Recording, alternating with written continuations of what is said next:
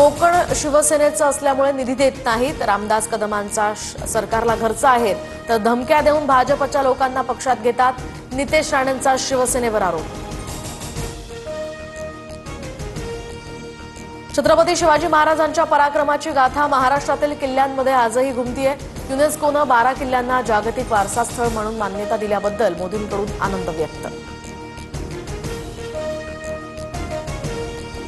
तर लाडकी बहीण योजनेतील 24 लाख बहिणी अपात्र, चुकीच्या पद्धतीनं लाभ घेणाऱ्या लाभार्थ्यांवर शासन स्तरावर योग्य निर्णय घेण्यात येणार।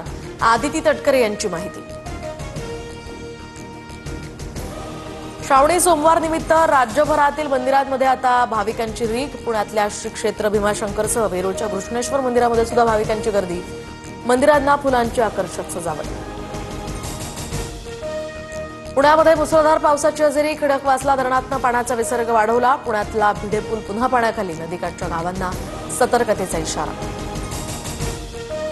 तर विदर्भ, मध्य महाराष्ट्रासह कोकणात अधिक पाऊस। धरणांची पाणी पातळी 68%वर। मराठवाड्यातील तूटही कमी होऊन 14%वर।